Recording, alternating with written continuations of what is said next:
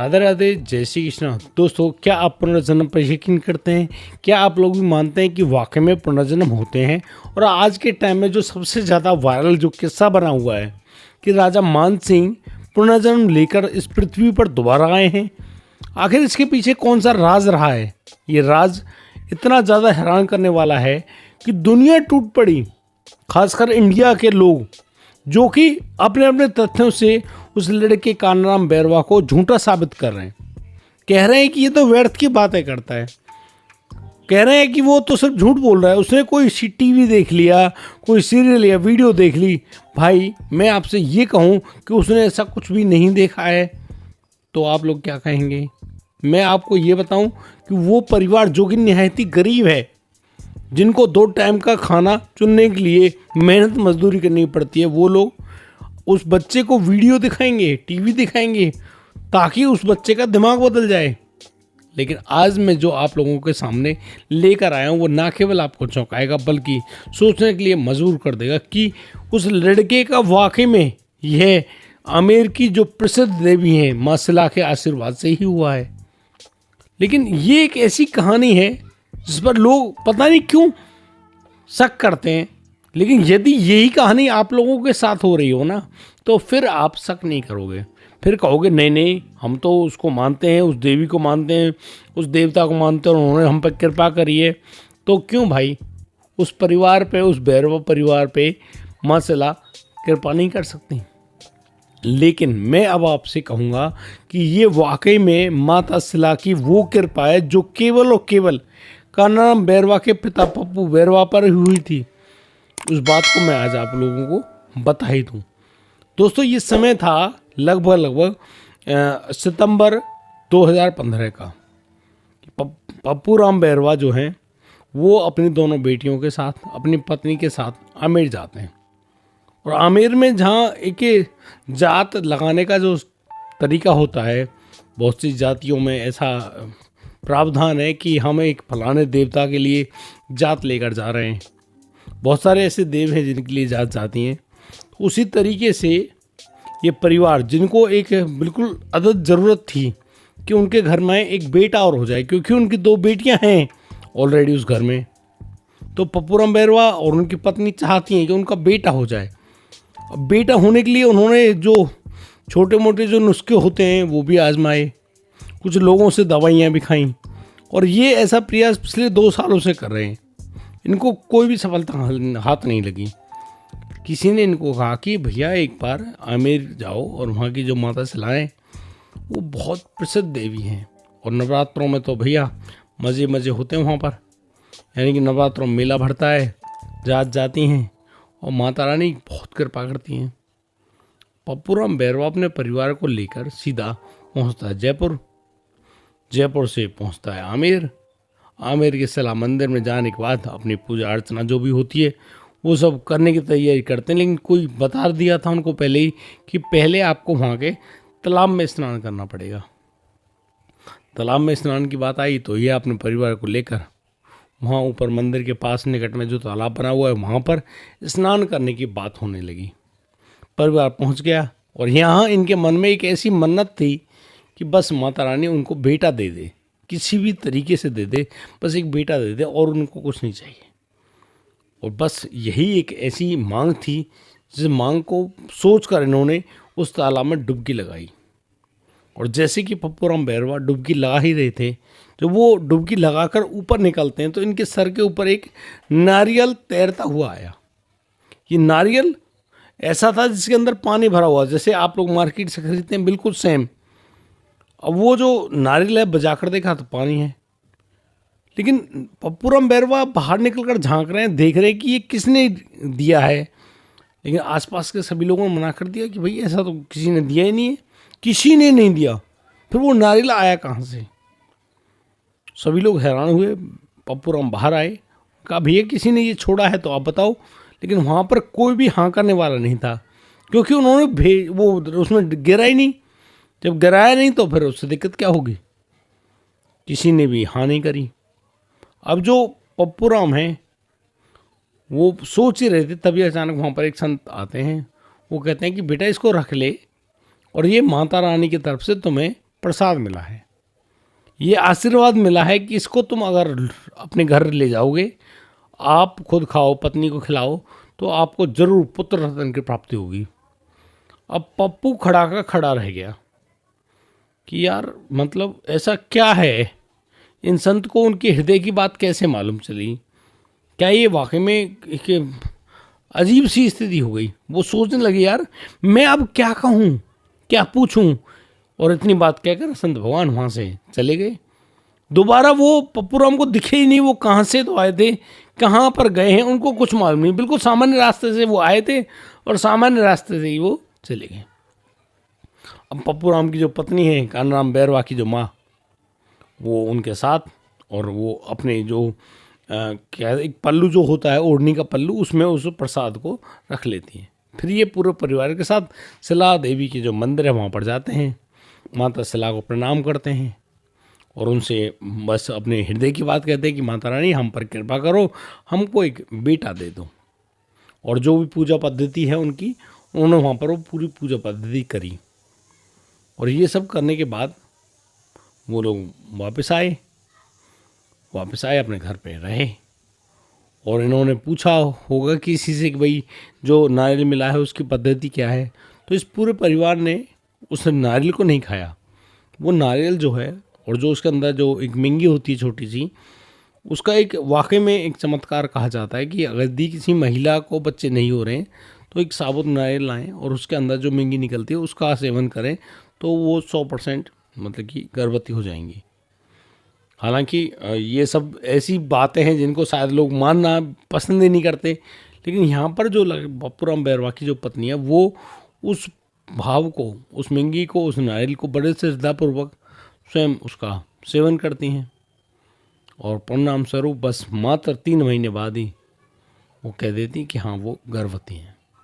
परिवार में वाकई में खुशियाँ थीं, लेकिन किसी को मालूम नहीं था कि जो वो गर्भवती हैं पप्पूराम बैरवा की पत्नी, वो वाकई में एक बेटे को जन्म देंगी। और फिर 2016 में कानाराम बैरवा उनके घर में आ जाता है। अब समझिए इस बात को, कानाराम बैरवा जो कि खुद माता शिला के दिए गए आशीर्वाद से पैदा हुआ है, उसके लिए माता शिला कृपा करेंगी, कैसी कृपा करेंगी ये तो किसी को नहीं मालूम था। मालूम तो ये भी नहीं था कि वो नारियल कहाँ से आया, मालूम तो ये भी नहीं था कि वो संत कहाँ से आए, लेकिन ये सब हुआ है उन लोगों के सामने। अब ये कानाराम बैरवा नाम का बच्चा पैदा हुआ, 2 साल का था, तब से ये अपने परिवार को घूर घूर कर ऐसे देखता है जैसे किसी को पहचानने की कोशिश कर रहा है, लेकिन इसको छोटा बच्चा जान के ये भाई इग्नोर कर देते हैं। हाँ भाई बच्चा, कोई भी बच्चा ऐसा कर सकता है। तो उन्होंने इस बात को सामान्य माना, कोई ज़्यादा बड़ी बात नहीं मानी। और बस वो लड़का कानाराम बैरवा जब 2.5 साल का हुआ, वो सांप कुछ तोतलाहट में कुछ सांप कहने लगा कि वो इस घर का नहीं है, वो तुम्हारा खाना खाने की कोशिश मतलब कि मना कर देता, हाथ झटक देता और उठकर जो चलना शुरू कर दिया था। अक्सर घर से बाहर बैठा रहता, जो गेट है वहाँ पर बैठा रहता, और उसको बैठने का जो अंदाज था वो अलग था। और जिन बातों को वो करता, अब उस परिवार का वो बेटा था इकलौता, अब उस पर तो स्नेह ही इतना था। इसी स्नेह के चक्कर में उन्होंने उसकी बातों को इग्नोर मारना शुरू कर दिया। कोई सुनता नहीं ऐसी, बस तो अरे ये खा ये पी, बस इस तरीके से। लेकिन उसी समय जब इस बच्चे ने अपने परिवार में ये कहना शुरू कर दिया था कि वो राजा मानसिंह है, उसी समय एक ऐसी दर्दनाक घटना घटित होती है कि कानाराम बैरवा के पिता जो पप्पूराम बैरवा हैं वो इस दुनिया में नहीं रहते हैं। परिवार पे दुखों का पहाड़ ऐसे टूट पड़ा, बहुत ज़्यादा। संभलने का तो कोई ऑप्शन छोड़ा ही नहीं। माँ परेशान कि वो अब उन 3 बच्चों को कैसे रखेगी। उसके जो पिता हैं वो मेहनत मजदूरी करते हैं, राजमिस्त्री हैं, घरों को बनाते हैं। राजमिस्त्री तो आप जानते होंगे, निर्माण करते हैं जो, इसी तरह का उनका घर भी है। उन्होंने उस घर को तो बनाया, लेकिन आज उनके पास कह रहा हूँ 2 वक्त की रोटी का इंतजाम नहीं है। वो इतना गरीब है परिवार। कहते हैं वीडियो देख ली होगी, कहाँ से दिखाएगा वो वीडियो। कहते हैं कोई फिल्म देख ली होगी। भाई किसने बना दी फिल्म राजा मानसिंह पर? कोई कहता है यार वो ऐसे कैसे बोल देगा, तो भैया आप कैसे बोल रहे हो? आपको भी तो मालूम है ना। अच्छा एक बात बताइए, आपके सामने दो महिलाएं खड़ी हैं, एक महिला जो कि आपकी पत्नी है, एक महिला जो कि आपकी बहन है शादीशुदा, क्या दोनों के प्रति एक जैसा भाव होगा आपका? नहीं। स्वाभाविक आंतरिक भाव से आप दोनों के प्रति अलग अलग भाव रखते हैं, जबकि दोनों हैं बिल्कुल एक जैसे शरीर की। तो अब इस बात को मैं इसलिए कह रहा हूं कि आपके हृदय की जो बातें हैं, जो आंतरिक भाव की बातें हैं, जो विवेक की बातें हैं, उनको आप स्वयं क्यों मानते हो? आप एक जैसा व्यवहार क्यों नहीं करते हैं? बिल्कुल वही बात मैं आपसे अब कहूंगा कान्नाराम बैरवा के मामले में, कि कान्नाराम बैरवा खुद एक ऐसा लड़का है जिसके अंदर से ये बात निकलती कि वो खुद राजा मानसिंह है। पूर्व जन्म में उसके साथ क्या क्या हुआ उसने सारी बातें बताई, और जैसे कि PLR सेशन भी किया गया उस लड़के का, उसने अपनी सारी बातें बताई हैं, सारी टोटली बातें बताई हैं, और वो बातें वाकई में हैरान करने वाली हैं। लेकिन लोग पता नहीं क्यों अपने आप को जज समझते हैं, ऐसा जज कि बस हमने निर्णय ले दिया, ना तो ना, हाँ तो हाँ। ठीक है भाई, इसमें आपसे डिबेट कौन करे? आपसे लगातार बात कौन करे? कैसे कैसे सबूत दे आपको? क्योंकि पुनर्जन्म के क्या सबूत होंगे?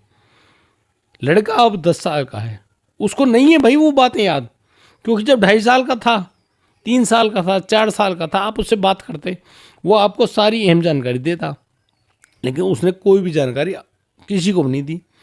अब वो जिस जानकारी देता है वो टूटी फूटी निकलती हैं, आधी बातें तो उसे याद ही नहीं है, जैसे पिता का नाम है, नहीं है याद।